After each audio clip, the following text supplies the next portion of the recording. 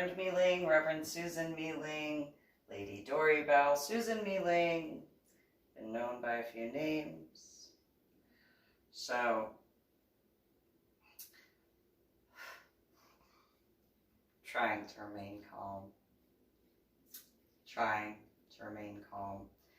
So, I was listening to a Judicial Watch thing with Tom Fitton, which had said some words that had gotten my attention to think in a different way. And first, I guess I should start with, if it's possible for a presidential pardon. That would be great, please.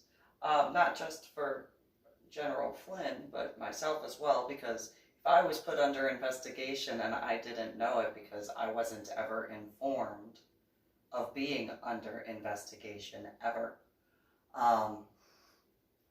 I'm under investigation, I don't know what I'd be under investigation for, with the exception of, well, okay, so I could be under investigation because of having landed at the bottom of the ocean and surfaced from the Vandenberg.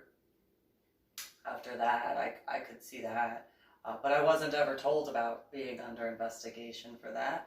I could have been put under investigation in regards to what happened to my daughter. However, at the same time, I was doing everything I possibly could to make sure my daughter and my son were okay.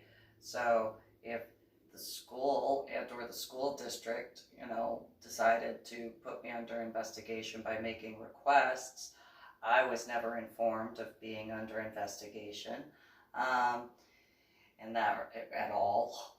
If I was under investigation because of what I was just, in regards to,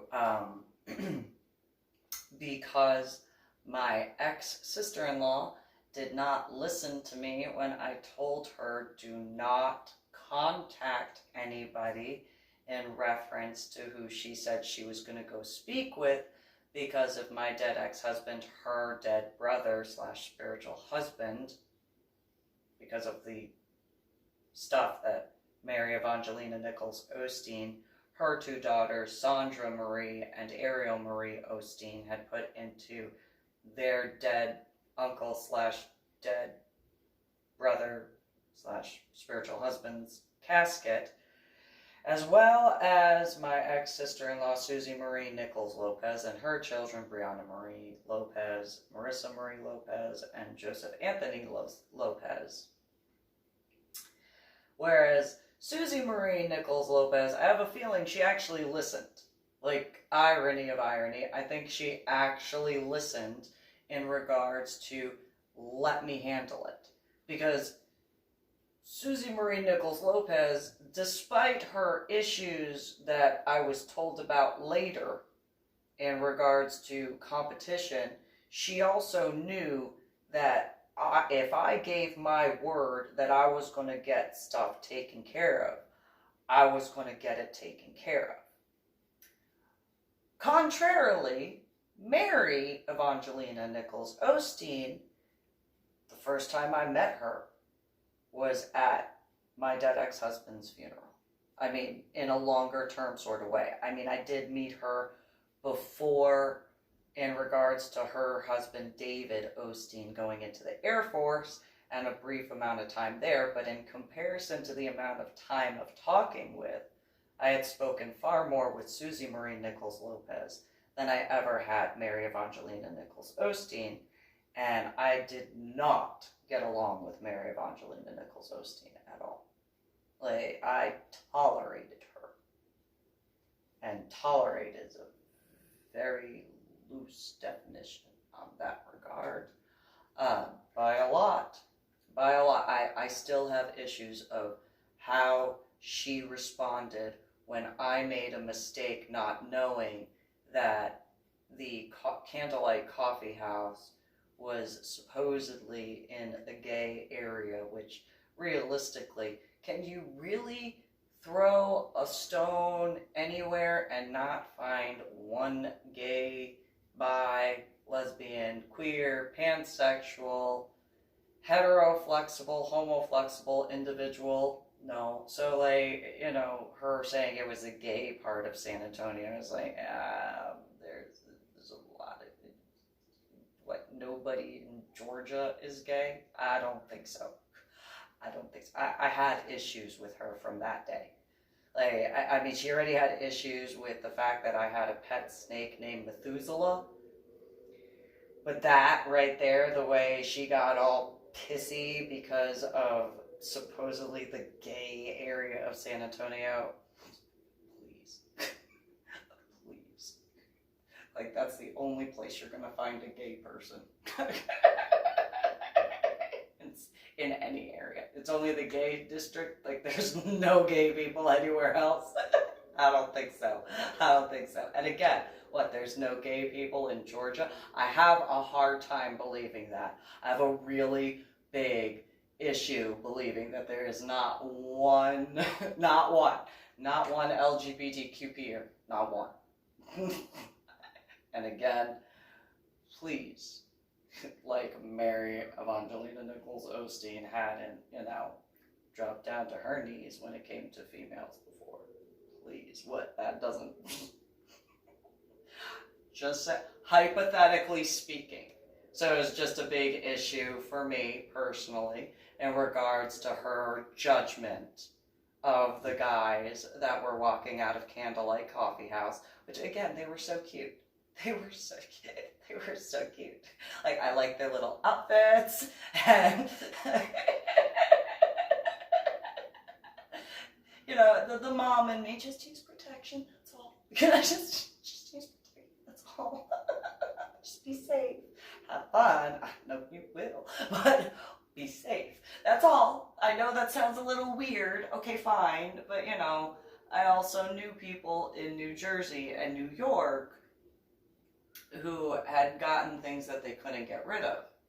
And so, you know, not being in the creepy sort of way of, like, use protection, just, you know, I care. I know that sounds weird, probably, but I care. I do. However, you know, going back to the aspects of, which have absolutely nothing to do with that, essentially in regards to that particular point in time, and going back to 2008, because that was back in 2001 that I had first met Mary Evangelina Nichols Osteen. I think it was 2001. It was whenever David went to basic training at Lackland Air Force Base. And so, and that also was the year that my military ID went missing.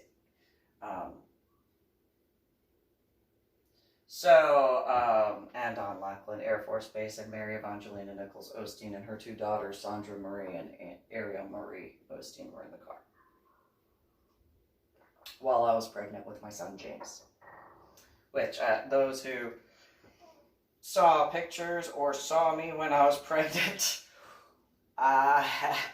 huge. I tried to ask, like, not try, I did. Are you sure I'm not having twins? I'm just saying, because, I mean, I've gained a lot of weight, and from what I read, the average female does not gain 75 pounds when getting pregnant. The average female gains, like, at most 35, 40 pounds. 75 pounds, I realize, is where I stopped counting. You know, after being called a whale on land by my now dead ex-husband, I really didn't want to know those numbers as far as how much weight I was gaining. Just saying, I stopped counting at 75 pounds, which was still a lot to gain in weight. I'm just saying, you know. Big old, I know I'm going off topic, it is what it is. I was able to use my belly as a table.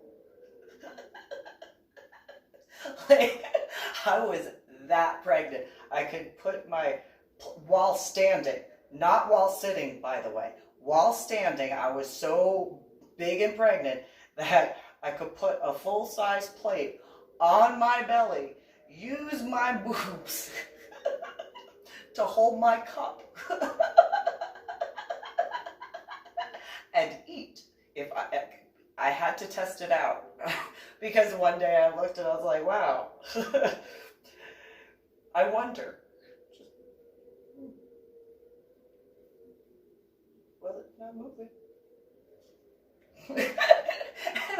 I did. I tested to see if I could keep the plate on my belly while walking and it not fall with food on it. It's a little late to realize I probably should have just tried it with an empty plate, but I didn't drop the plate, so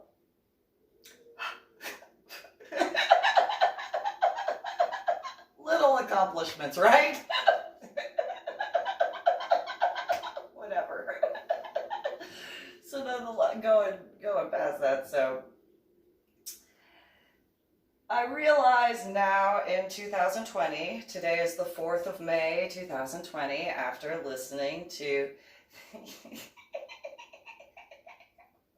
the Judicial Watch guy, the Tom Fitton guy, I saw what he looked like. He has very strong looking arms. They look very strong. Probably from all of the stacks of paper that he has to carry around doing lawyer stuff. That might be a workout in itself, depending on how many documents he has to carry. Like if he has to carry a huge, just work out while I'm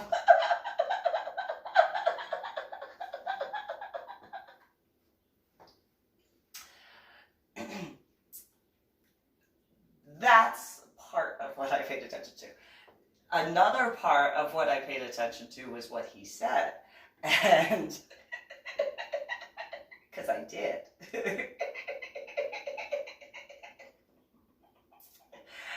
Again, pardoning General Flynn would be awesome. And hey, if I was under investigation, hey, pardon President Trump, please. And all law enforcement guys. So, after moving to Carrollton, which was after the news article that the San Antonio Express News had published about the issues as far as Fort Sam Houston was concerned in regards to the warrior transition and mixed medication overdose issues. No article was written about what I had said when at the actual memorial service, or nothing was written about that, or the warnings I gave for all of those soldiers that were there. However, I have a feeling that the soldiers that were in Iraq had not been updated from the colonel and his two aides in regards to, because they had brought up, specifically the colonel had brought up that there was a congressional inquiry, and at that time it didn't make sense to me because in May I had contacted the Senate. I had gone all around Fort Sam Houston of Joint Base San Antonio and made my way up the chain of command in that regard because I knew, not because of personal experience, of course, but, I knew when it came to my dead ex-husband being awarded the Bronze Star after falsely attempting to get a Purple Heart, as well as falsely self-awarding himself a whole bunch of medals, I knew that that was an extremely delicate situation. And if I were to have gone straight to the top as far as the military base or even Senate, and no offense to Congress, I didn't know at that time, like, that there was a Congress. It's not being rude to you guys, just, I was dealing with a lot, you know, and so, and the word Congress, it didn't make sense when the colonel had said it, and it's like, Congress, he must mean Senate. That's what he irony. He must be confused. Anyway, I have a feeling that aspect where I told Mary Evangelina Nichols Osteen, do not get involved. Do not. Like, she tried telling me that she knew people from the adult lifestyle in Georgia. And it was one of those, don't get involved. You do not have the legal background to do it, meaning you are not the executrix. Your husband, David, is in the Air Force. His career will be affected if you open your mouth. You will deal with those ramifications in your own ways because you do not have the legal right to do it at all. And I have a feeling, just by the way you're speaking, you are not going to go through the proper channels. And in turn, there's going to be problems. And so, don't do it. Oh, you're trying to tell me what to say and what not to. Yes, I am. You're right, I am. It was the equivalent of a direct order. Don't do it. Stand down. You don't have permission to do that. You don't have the right to or anything. And she threw a fit. I don't care. And she said, well, I can just bat my eyelashes and I'll be able to get anyone to do whatever I want. I have people in Georgia that I have wrapped around my little finger and blah, blah, blah, blah, blah. I don't care who you know. I'm telling you, because of the Chief Warrant Officer 3 being at the funeral, just that alone, not forgetting all the other stuff, just Chief Warrant Officer 3 being at the funeral, you don't need to speak with anybody. You don't need to get involved. You don't need to do anything because as a civilian with absolutely no military background at all, I at least signed the dotted line. And yeah, I didn't graduate basic training, but I understand certain things that you cannot comprehend at all. And if you ever get to the point where you understand it, it's too late. Far too late, Mary Evangelina Nichols. I didn't use her full name at the time, but realistically. And you don't know what you're talking about. No, I do. I do. I comprehend things. I don't always have the words to explain it, but I comprehend things, and I comprehend that a Chief Warrant Officer 3 being at an E5 infantry soldier's funeral and saying there's stolen valor issues, I comprehend. That means that this is an extremely sensitive situation that needs to have extremely delicate proceedings to move forward. I very much comprehend that. And that was before being interrogated by CID. I understand they call it an investigation now. Nonetheless, you know, that nobody could see the way I went through questions and be like, they were just asking questions. Not with as mad as one of the particular agents got. Not as mad as that guy got. Not as mad as that. No. He slammed his fists on the table, and he showed me the slideshow pictures of all of the images taken in regards to my dead ex-husband's body. I still remember the lamp that was knocked over on its side on that nightstand of what was it? It's like lacquered, not lacquered, but finished lighter wood, maybe pine.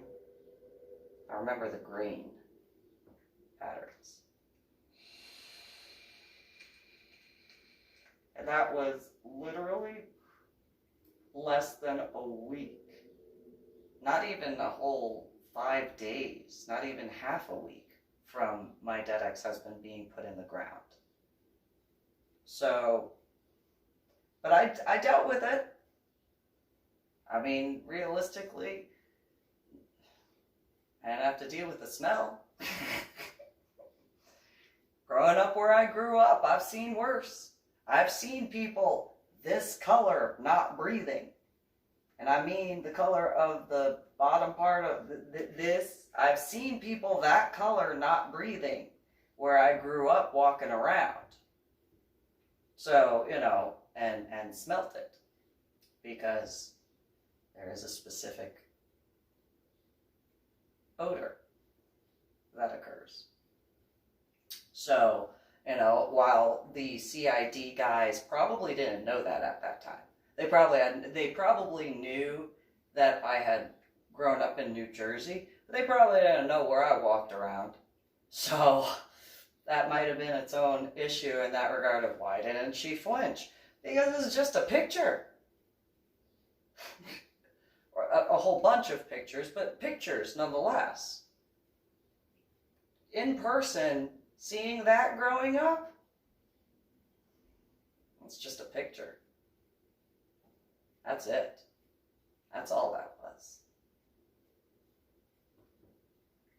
And it did confirm that, you know, they found his dead body, which was, yeah. I am a sadist, I don't deny that, and after what I had experienced, which I also understand in that regard, I understand why they asked me as many questions as they did. However, again, I had not seen him in 2 days, not spoken with him in 2 days, all that sort of stuff. And I mean, I'm just saying. And it's not like realistically, the amount of people who knew how abusive my now dead ex-husband was when he was alive, or is at that time before he died, the list is long. Very, very long. A very long list of people who knew how abusive he was to me. And while my ex-in-laws might not wanted to acknowledge that, the amount of people who knew how abusive my dead ex-husband was when he was alive, when during marriage, and then before the final separation, and his attempts before his death, that's a lot of people that had a lot of issues with how he was. A very long list. Long list. And I'm just talking about the few that I know by name. That's not including people that just were in the vicinity and saw. Just saying. Not to be rude to the CID guys. At all. Like, not being rude at all. Just, it is a real... And if they had asked me that, I would have been able to give them names. So many names at that time. But I didn't get asked that.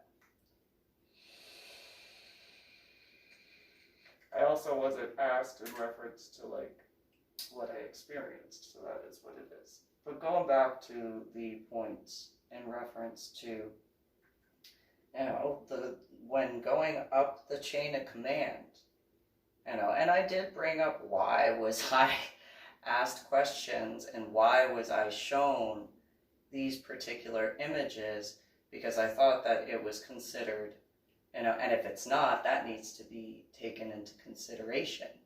Because while I am who I am, and I have survived what I have survived, that is something that is very, very delicate in regards to, I mean, yes, obviously I am innocent of that. However, there are others who, if there were questions in that regard of, and their innocence, then yeah, you know, like, It's a big deal. And, you know, the actual funeral director who was assigned at the time was promoted to an E8 by the time I had the interrogation with the CID agents. He walked in, he was like, hey, by the way, I'm now an E8. And I was like, yeah, well, if you were an E8, apparently you could have been at the funeral. And you know, but hey, you got promoted, congratulations.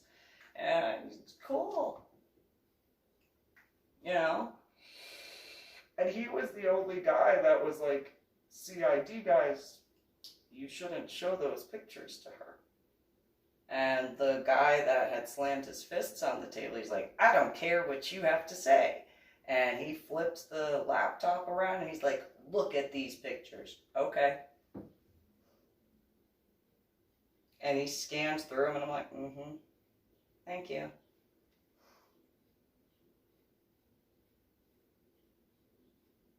If you knew what I experienced, you just confirmed that the body that was in that casket actually is of my dead ex-husband. Thank you. But you'd also have to understand what I endured for me to say thank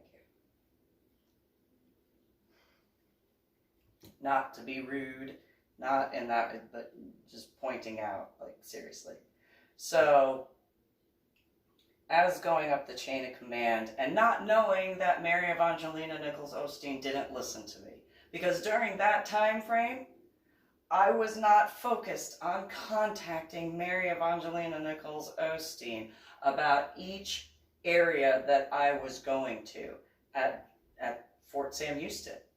That was, I had told Grandpa Nichols and Tony Walker Nichols, the living brother, you know, hey, I'm going to get these answers, and once I find out, I will let you know. And both Grandpa Nichols and Tony Walker Nichols looked at me and said, we know you'll get those answers. Like, yep. It might take some time, and both of them, we know how certain things go, so we know to just wait and keep ourselves busy until that time. Cool. Grandma Nichols, I will get the answers as best as I can. She being a military spouse to Grandpa Nichols, thank you. I know you will. I know you won't back down. Know it. It might take some time. Her having been married to Grandpa Nichols knew that it was going to take some time. Granted, he was in the Vietnam War in comparison to the time of the Iraq War, but certain aspects, when it comes to going through, takes time. And so,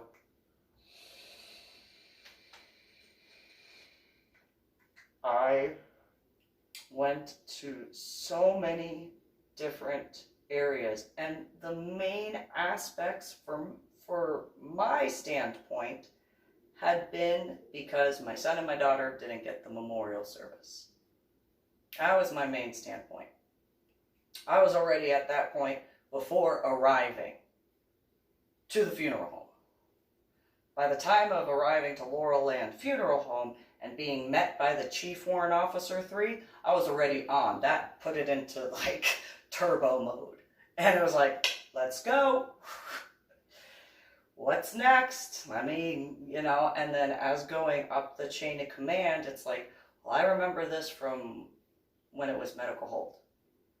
So while I'm going through this for essentially my son and my daughter mainly, all of the guys that I knew in medical hold that had situations and their spouses and their children who had situations, I can't forget them. And knowing that some of that stuff was going on in Warrior Transition Unit, I can't not. That I didn't have a legal, moral, like that, but it was fully moral in that regard. It was fully a moral obligation. It was not a legal obligation at all. Though you could hypothetically say in regards to my oath, despite not having graduated basic training. And so, you know, by the time of meeting with the 2-star in BAMC, General Gilman, or Major Gilman at the time, you know, I still had not contacted any government official.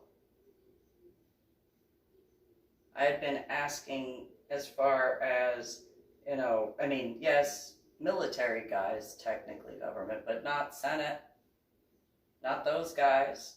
When I contacted Senator Cornyn was when I also contacted the White House at that point. And it was one of those, okay, like, I have gone to the top of the base.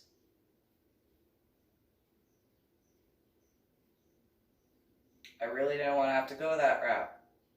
But I've gone to the top of the base. Now that I've gone through all the different vicinities, and each of the different vicinities know and can, in their own ways, take care of their own stuff at the exact same time.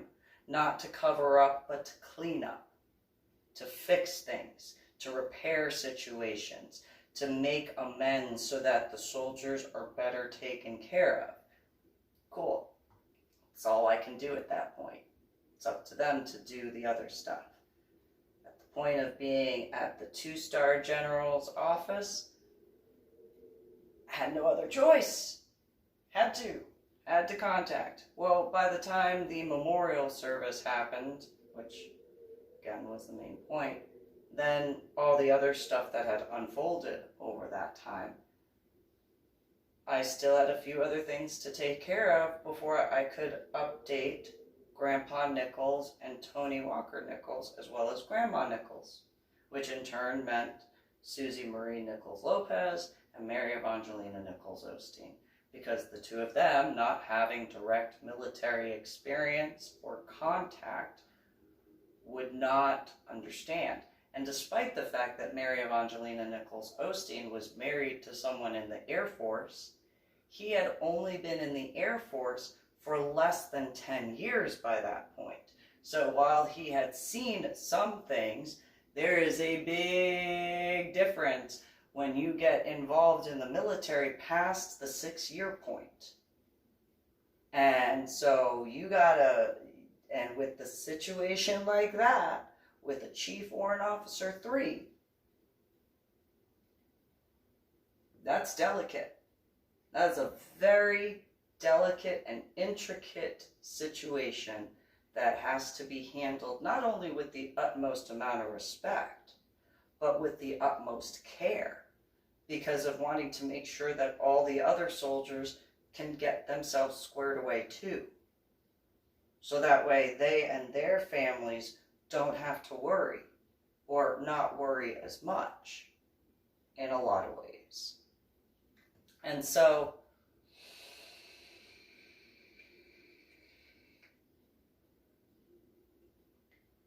when in reference to that, by the time of getting everything squared away and then getting the email from General Gilman, oh, do you want to meet the colonel in Iraq? Yeah, I do.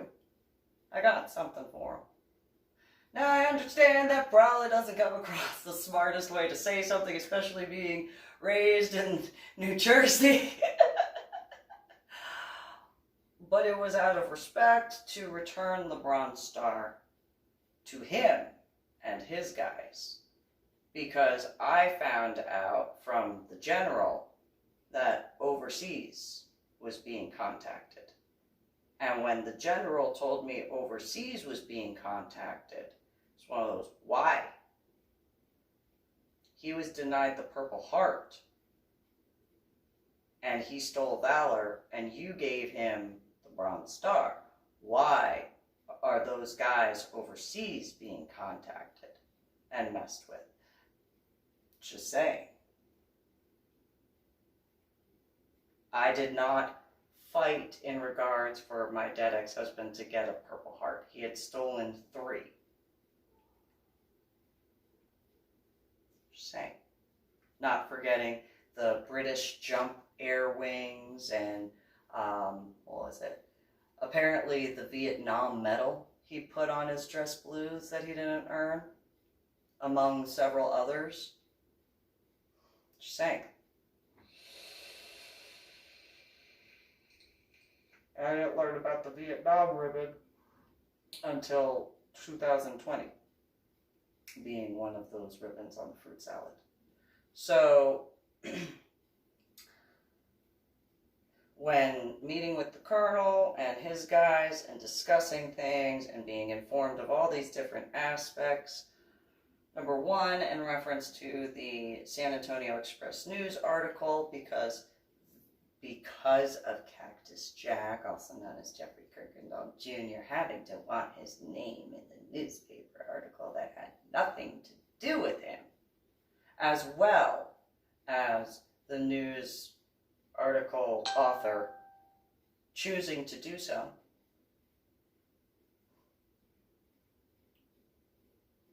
put a big target on me, and that includes my children. I'm not happy with that. Obviously, nobody would be. Not forgetting all the other aspects behind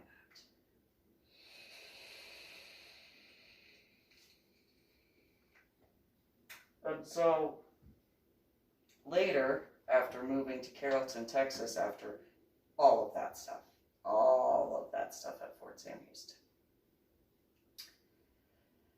then I get contacted, or I was contacted by a guy named Brent, who said that he was in the unit in Iraq with my dead ex-husband, and he was happy to meet me. And he was like, oh, how are you doing? And blah, I'm breathing. And what? And had a few lunch meetings, nothing more, we just talked. That was it. Until the last meeting where he went to give me a hug and then tried to give me a kiss, and I pushed him away. And I was extremely offended by that.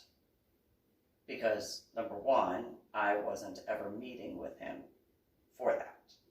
Number two, he had told me he had a wife.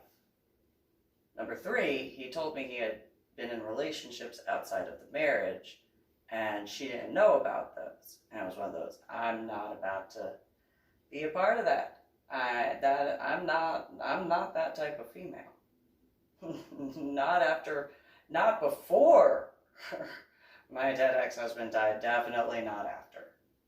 And I didn't explain what I had experienced pre-head injury that I still remember to this day. Pre-head injury, I went out to dinner on one date with a guy, didn't know he was married. His wife showed up. And he went to the, what was it, Mike Fuller, I think was his name. He got up, went to the bathroom. His then wife sat down. Hi, honey, how are you? Okay, someone's sitting there. Yeah. I know you're new. What do you mean? Oh, I know you don't know that he's married. He's what? And then she had explained that she had been following him and doing all these things to catch him cheating. And I was like, so, yeah. And she had like an envelope with her, which I'm going to guesstimate were the divorce papers that she was about to serve him with. And I was like, that was enough. That one experience, pre-head injury, was enough for me to be like, yeah, no, no. I don't think so. I already wasn't into that. Definitely not into that now. Like, I was not okay with that. I'm not going to be a part of that. No, I'm good. Not gonna have anything to do with that. Not by my choice. No. No. No, thank you. And so, when he returned to the table and he was like, oh, bye-bye. Bye-bye. And I was working at Gemelati Oldsmobile Isuzu Nissan at that time. Bye. Not gonna see me. Nope. No, thank you.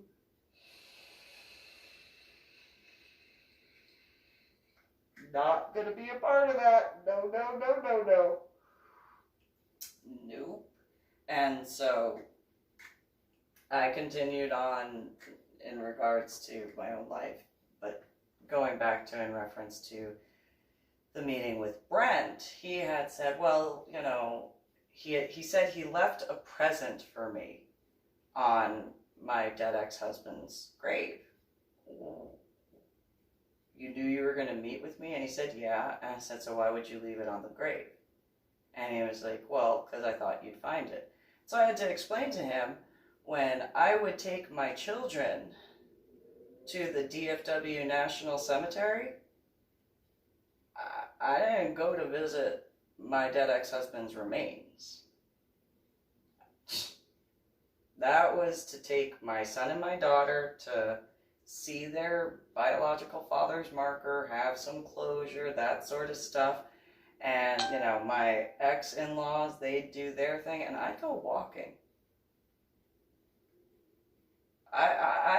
You know, personally, my favorite part was when I was on the hill overlooking the fountain with the lake, and just having the view of the American flags and the different vicinities that they were in, depending on the time of the year, and then the view of the church that was nearby and stuff like that, and then the open water where the bridge was. That was it. It was just, you know, paying my respects to all of the guys and not being sexist, because obviously there are female soldiers that were passed and stuff like that, but in regards, and not forgetting spouses, you know, because there are those who are buried and all that, and it's like, I just paying respects to all those guys. And Brent didn't understand that. I was like, I don't really care. Like, when I would go, that's it. He that's my dead ex-husband. I don't care. And I know that sounds cold and crass. I survived a lot. You know, I'm kind of miffed that at this point in time I have to re-deal with certain aspects. Nonetheless, it's one of those. Even when I went to the DFW National Cemetery, when I came back to the state of Texas, I didn't stop by his marker. Not at all. Not at all. I did go to the office. I spoke with a guy who, you know, watched over the location, you know, let me know of the Medal of Honor recipients in the vicinity, stuff like that. Took care of paperwork as far as getting a new marker and stuff like that for my dead ex-husband, and that's it. You know, I mean, again, still going along in reference to looking over the grounds and paying respects to all of the different guys and stuff like that. It's one of those, it's a thing that I do. And that was well before my Medal of Honor art project, obviously. I learned certain things pre-head injury and even pre-confirmation class when it came to the church I grew up going to. And while it is known as General George Washington's private latrine, it's not like his wife didn't use that as well. Just saying. It's not like she wasn't running around the church that was also a hospital during the Revolutionary War. It wasn't like she also was nursing the different soldiers that had been wounded from the Revolutionary War. That was technically both of their private latrines. or private latrine, both of their private latrine, both of them used that latrine. But because of history and certain things, it's known as General George Washington's latrine. But he was married, and she did help with a lot of stuff that she hadn't been given credit for. I guess apparently I'm going to be the one that gives her credit for that.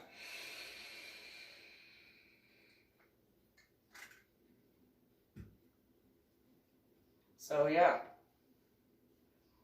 not forgetting Old Scots Burial Ground, which is from the original congregants of Old Tenet Presbyterian Church, which are not in the cemetery at Old Tenet Presbyterian Church. That particular ground set is, I think that cemetery is in Freehold, if I'm not mistaken. And so, you know, learned quite a bit pre-head injury, obviously, as well as realistically pre-confirmation class, where I learned how to do the historical and spiritual gravestone rubbings. So, just anyway, if I had been targeted because of the aspects of all the stuff that I just named well before, the school district and the school and all that, just saying, I do remember there was a time in newspapers where they would put a retraction into the newspaper saying they needed to fix certain things so that way it's clarified and understood, sort of thing. Maybe the news media needs to do that in certain aspects, so that way, you know, that's no longer an issue for people or their children.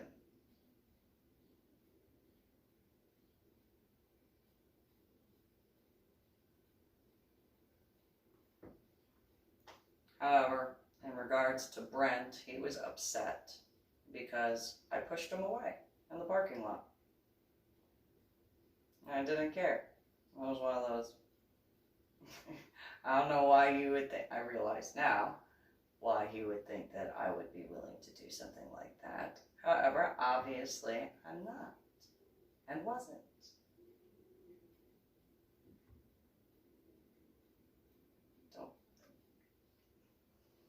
So, if I was under investigation as far as a lot of stuff, I wasn't informed with the exception of in regards to CID, and I technically wasn't even informed of why I was being questioned in that interrogation. I was not told why I was being questioned. I didn't even know that I was going to be interviewed or interrogated by CID, which realistically, if they had just told me, I would have just driven over. They wouldn't have had to come pick me up from the MP station to drive me over from sitting in the front. I would have just driven over there, and it wouldn't have been a problem. So, maybe I have a pattern of behavior. Would show that at some point in time, maybe, possibly, hypothetically speaking. However, going also in regards to Mary Evangelina Nichols Osteen, because she had told me at, I can't remember whether it was Grandpa Nichols' funeral or at, I know that she brought it up when I was in Georgia with my children and my niece before going to Florida.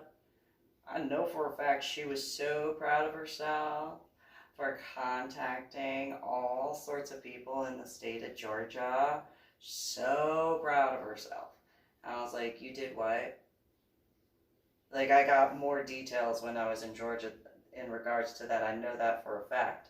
However, I don't remember. I know that there were several comments she made as far as my house in Carrollton in that regard. but I don't remember her saying anything specific because I was still dealing with quite a bit. My children's biological father hadn't been in the ground for over a year yet. So, you know, I was kind of still making sure my children were okay when she went. Anyway, so, you know, in 2009, when I had gone to Georgia, Mary Evangelina Nichols Osteen went touting around. Oh, I spoke with this congressman. Have you ever heard of Congressman? I don't remember the name. No. Have you ever heard of Congressman? So, no, I haven't heard the name. Have you ever heard of Congresswoman? No, I haven't heard the name. I'm not from Georgia. No offense to them. I don't know. Well, have you ever heard of Senator so-and-so? Don't, right? Why am I supposed to? Well, because, and Mary Evangelina Nichols Osteen, she told me. And ironically, it was the day before going to the Georgetown Aquarium when I was told that I couldn't do the scuba diving, that she was proud to have contacted all these different guys and spoken with the different guys and look at what she did and blah, blah, blah. And then she tried saying, oh, look, you know, she pointed to her dead brother's picture in her and David's bedroom and on her nightstand, and I'm just that's creepy. That is really creepy. Like, she had this whole, like, I get the word is collage of picture, and it's just, ew, that has to be creepy for David. Like, that has to be so creepy. So creepy. Oh, that's so creepy. Ew. And then, you know, one of the things that she, meaning Mary Evangelina Nichols Osteen, she had pointed out, oh, David knew a guy and he got a stone that had, you know, Robert's picture on it, my dead ex-husband, with like a whole bunch of stuff for Grandma Nichols, and, you know, put it in the front yard. And I was like, did you tell them that he stole Valor? Probably wouldn't have done that if they knew he stole Valor. Probably would be pretty upset. Probably. And so, you know, Mary Evangelina Nichols Osteen, oh, Susan, you just don't understand. There are people who actually respect her dead brother, my dead ex-husband, her spiritual husband. And, you know, she tried to impress me with that. And my response was not what she was looking for. She thought I was going to be like, ooh. And it was, why'd you do that? Why did you lie to all of those people?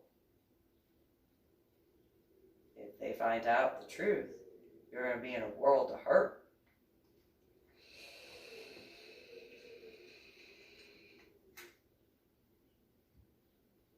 They're not going to take kindly to you and your children. Irony, tables turned. And so, you know, now I understand at some point there could have been an investigation. Like, why are you going and doing this Medal of Honor art project? Who do you, why would you think of that, young lady? But I was never asked. And I wasn't told that I was being investigated for that.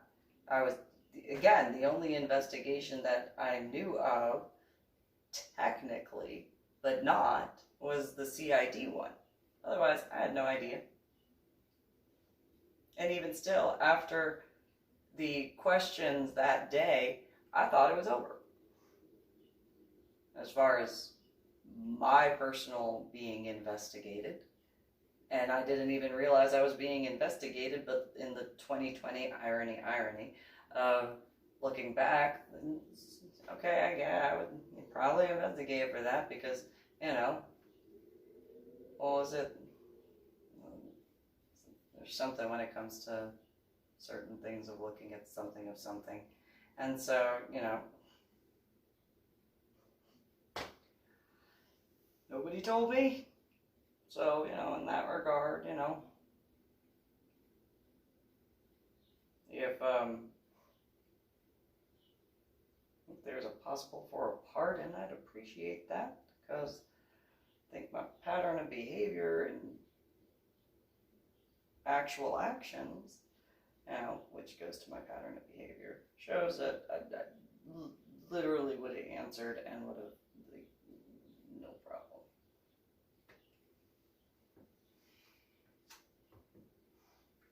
Though, it being such a delicate situation, again, I understand. In regards to questions. Though I still should have been informed. I still should have been told I was under investigation. And so, if there were people who went to Washington State, where I was volunteering at, and were like, hey, she's, get all these, nobody told me. And if I'm not mistaken, that is illegal, similarly to what the Judicial Watch Tom Fitton guy had said in reference to General Flynn.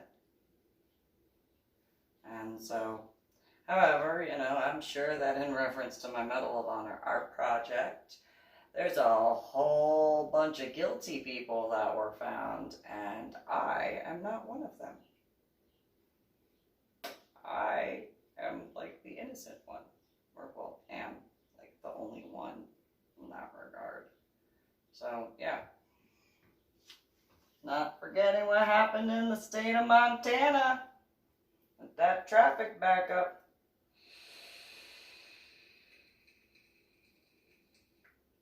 Just saying.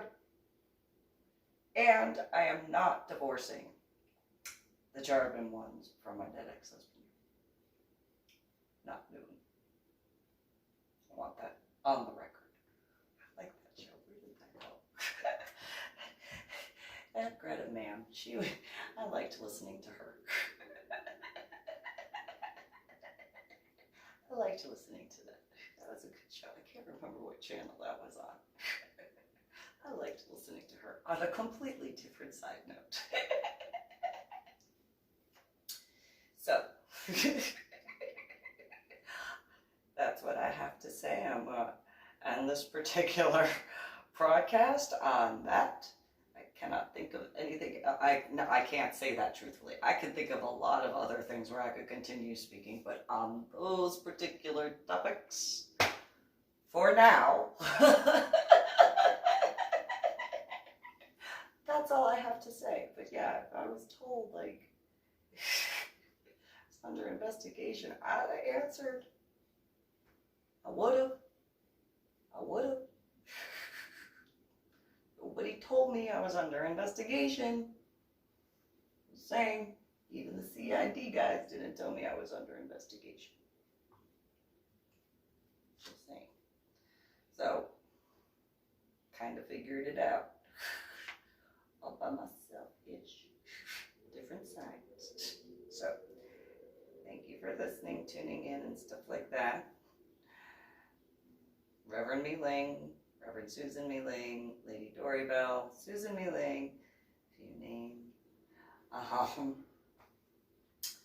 Subscribe to my channel. You guys have a good one.